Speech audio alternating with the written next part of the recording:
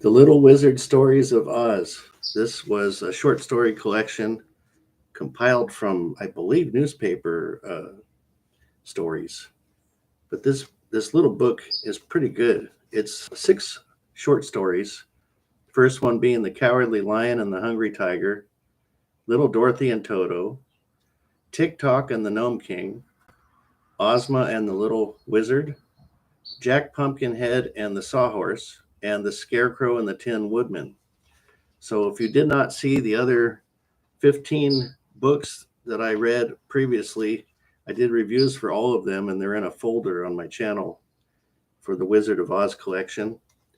And I enjoyed them for the most part. There were a couple ones that weren't that great, but most of them were pretty good. Quite weird and interesting. Um, L. Frank Baum had a strange writing style, but it was gripping. And then the 15th book in that box set was written by Ruth Plumley Thompson, and I did not like that book. It was not the same feel.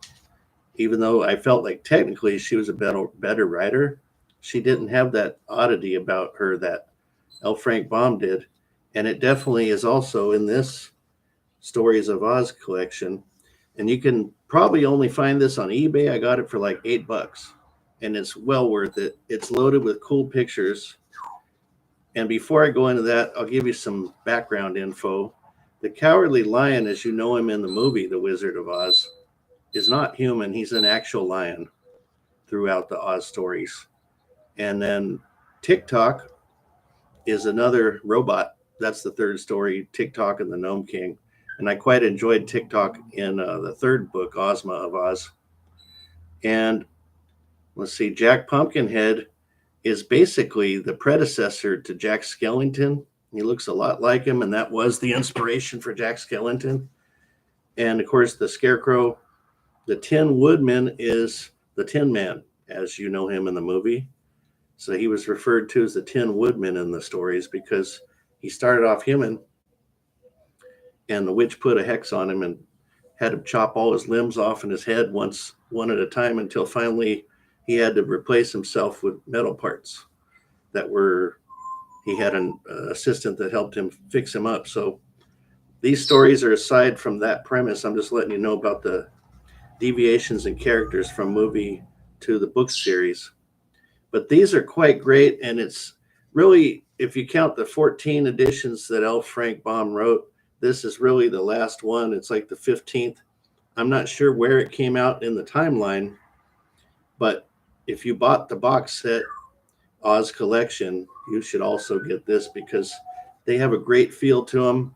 I love short stories normally anyway, but these are quite bizarre.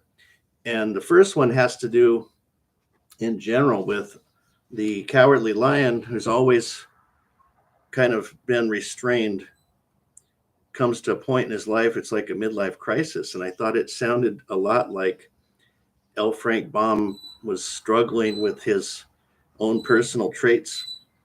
And the lion says, just once, basically, I'd like to just be an animal and tear something up. And I don't want to get into too much detail because it'd be a spoiler, but he wants to do something lion like. And at the end, he finally decides that he needs to repress that. So it has a moral, and it comes across as like a Aesop fable. But I was going to read to you at the very end of that story, and it's kind of a spoiler. If you don't want to hear it, don't listen to this line. But well said the lion, it's better to be a coward than to do wrong.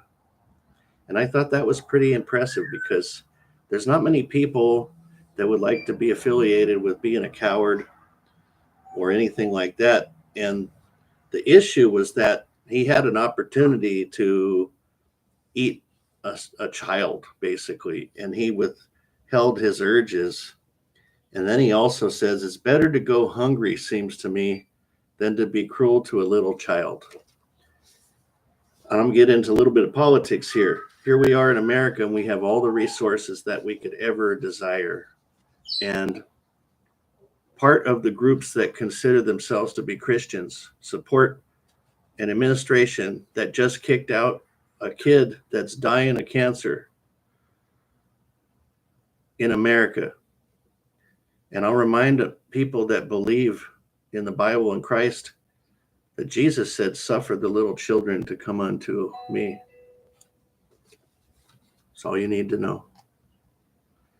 Anyway, pretty heavy stuff, I know. It's nice. It's nice to have a moral, but great pictures in here, like the pictures of Jack Pumpkinhead and the other characters. And I was quite bummed that there's not more of these stories, because I would really like to read more of them. But L. Frank Baum is gone. But what is not gone is his message here. Better to go hungry than to harm a little child. If the reason to omit people from our country is that you feel like your resources are being harmed, or I guess that's the bulk of it. If it's not that, then you're just racist against other people. In that event, you better really search your heart, because we're all God's children. But at a minimum, if you're worried about resources being taken away from you because other people are here, you can at least feel for a little child that's got cancer that needs medical care, and not be like, oh, that little kid is an illegal. They're God's child, as all of us are.